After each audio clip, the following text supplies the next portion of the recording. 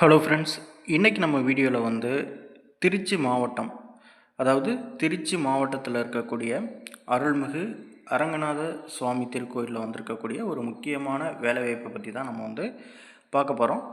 So எல்லாருமே இந்த வீடியோவை கவனமாக பாருங்கள். ஸோ ஏஜ் லிமிட் அப்படின்னு இந்த ஜாபுக்கான வயது வரம்பு கொடுத்துருக்காங்க. 18லேருந்து 45 வயசு வரைக்கும் உள்ளவங்க இந்த ஒரு வேலைவாய்ப்புக்கு அப்ளை பண்ண முடியும். லாஸ்ட் டேட்டை பொறுத்தளவில் 25/11/2025, அதாவது நவம்பர் 25 வரைக்கும் நமக்கு டைமிங் இருக்குது. அதனால் நீங்கள் பொறுமையாகவே அப்ளை பண்ணலாம். ஸோ எப்படி அப்ளை பண்ணலாம், என்னென்ன போஸ்டிங் இருக்குது அப்படிங்கிறத நம்ம இப்போ பார்க்க போகிறோம். இதில் நம்ம டோட்டலாக ஒரு 14 போஸ்டிங் பார்க்கலாம்.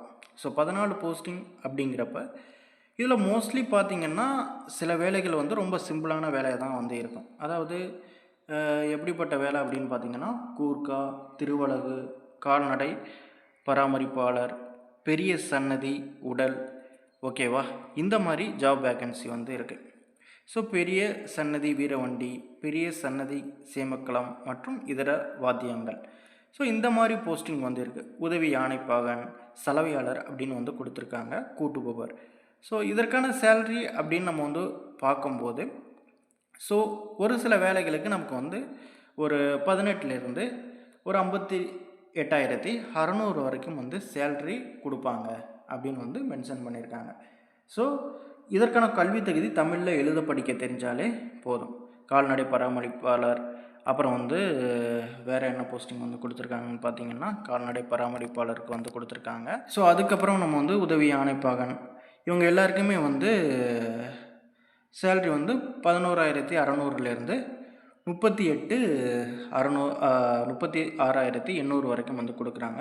இப்போ யானைப்பாகன் அப்படின்னா நீங்கள் உங்களுக்கு இந்த பயிற்சி, அதாவது யானை பயிற்சி அளித்து கட்டுப்படுத்தி வழிநடத்தும் திறன் இருக்கணும். ஸோ இது ரொம்ப இம்பார்ட்டண்ட்டான விஷயம். இதில் சலவையாளர், கூட்டுபவர்லாம் தமிழில் எழுத படிக்க தெரிஞ்சாலே போதும். மோஸ்ட்லி பார்த்திங்கன்னா இப்போ கல்வி தகுதி தேவையில்லை.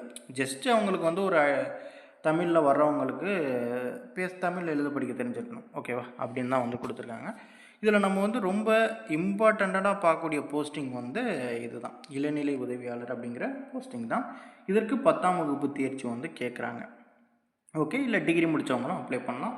இதில் தான் காலி பணியிடங்கள் ரொம்ப அதிகமாக இருக்குது. 10 காலி பணியிடங்களை கொடுத்துருக்காங்க. மோஸ்ட்லி சேலரியை பொறுத்தளவில் 18,500லேருந்து 58,600 வரைக்கும் கிடைக்கும். ஸோ விருப்பம் உள்ளவங்க இந்த வேலைக்கு அப்ளை பண்ணுங்கள், ஓகேங்களா. அடுத்ததாக எந்த அட்ரஸுக்கு கொரியர் பண்ணணும் அப்படிங்கிறத பற்றியும் தெளிவாகவே இந்த விண்ணப்பத்தில் கொடுத்துருக்காங்க. அதாவது இணை ஆணையர் செயல் அலுவலர், அருள்மிகு அரங்கநாத சுவாமி திருக்கோயில், ஸ்ரீரங்கம், திருச்சி அப்படிங்கிற அட்ரஸுக்கு நீங்கள் அனுப்பணும். ஸோ இப்போ அறநிலைத்துறை வேலை அப்படின்னா நமக்கு ஒரு சில தகுதிகள் கேட்பாங்க. தகுதிகள் அப்படின்னா ஒரு சில நிபந்தனைகள் அப்படின்னு நம்ம சொல்லலாம். ஸோ அதை பற்றி நான் இப்போ உங்களுக்கு எக்ஸ்பிளைன் பண்ணுறேன். இந்த ஒரு வெப்சைட்டில் நீங்கள் டவுன்லோட் பண்ணிக்க முடியும். அதாவது இந்த ஜாப் அப்ளிகேஷன் இந்த வெப்சைட்டில் நீங்கள் டவுன்லோட் பண்ணிக்க முடியும். லிங்க் உங்களுக்கு டிஸ்கிரிப்ஷனில் நான் கொடுக்குறேன். ஸோ ஜாபுக்கான அப்ளிகேஷன் ஃபார்ம் இதுதான், ஓகேவா. என்ன போஸ்டிங் அப்படிங்கிறத தெளிவாக மென்ஷன் பண்ணிக்காங்க. அதாவது இதில் வரிசை எண் அப்படின்னு கொடுத்துருக்காங்க இல்லையா, அதாவது ஒவ்வொரு போஸ்டிங்குக்குமே இது 9வது போஸ்டிங்கில் உதவி ஆணைப்பகன் அப்படின்னு இருக்குன்னா நீங்கள் அந்த போஸ்டிங்கோட நம்பர் மென்ஷன் பண்ணி ஸோ நீங்கள் அப்ளிகேஷன் ஃபார்மில் கொடுக்கணும், ஓகேவா. இந்த இடத்துல நீங்கள் அந்த போஸ்டிங்கோட நம்பர் கொடுக்கணும், என்ன போஸ்டிங் அப்படிங்கிறதையும் தெளிவாக கொடுங்க. இதில் உங்களோட ஃபோட்டோ ஒட்டிக்கங்க. காமனாக எப்பவும் போல் பேர், உங்கள் அப்பா பேர், ஓகேவா, உங்கள் அம்மா பேர், முகவரி. ஸோ முகவரி சான்றிதழ் அப்படின்னு கொடுத்துருக்காங்கன்னா அட்ரஸ் ப்ரூஃப், அதாவது ஆதார் கார்டு, ஓட்டர் ஐடி எதுவாக வேணாலும் இருக்கலாம். ஸோ அட்ரஸ் ப்ரூஃப் கொடுக்க சொல்லியிருக்காங்க. Phone number, WhatsApp number, so ரெண்டும் ஒன்று தான்.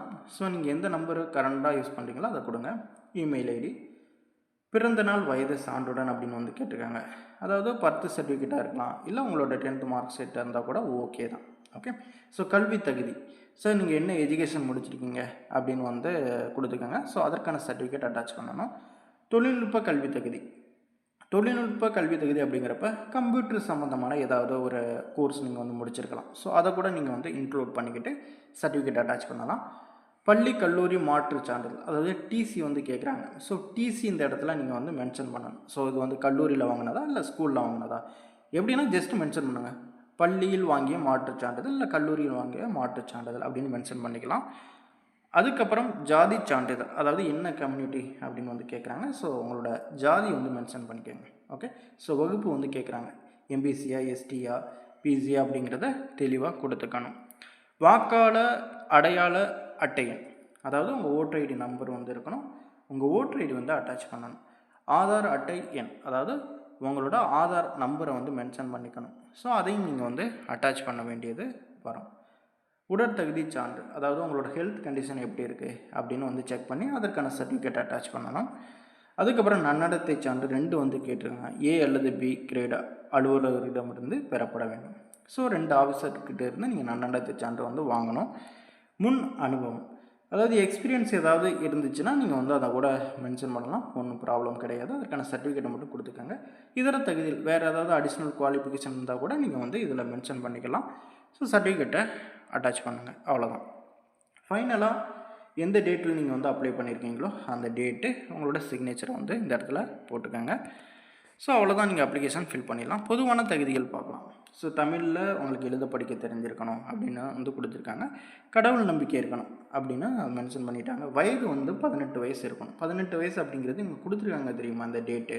ஸோ இந்த டேட்டில் உங்களுக்கு 18 வயசு முடிஞ்சிருந்தால் ஓகே தான், நீங்கள் வந்து அப்ளை பண்ணலாம். 18லேருந்து 45 வயசு அப்படின்னு அவங்க வந்து தெளிவாக கொடுத்துருக்காங்க.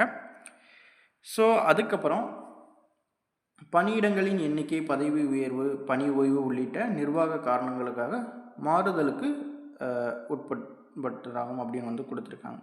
ஸோ பணியிடங்களோட எண்ணிக்கை, உயர்வு எல்லாமே வந்து நிர்வாகத்தை பொறுத்து தான் இருக்கும் அப்படின்னு கொடுத்துட்டாங்க.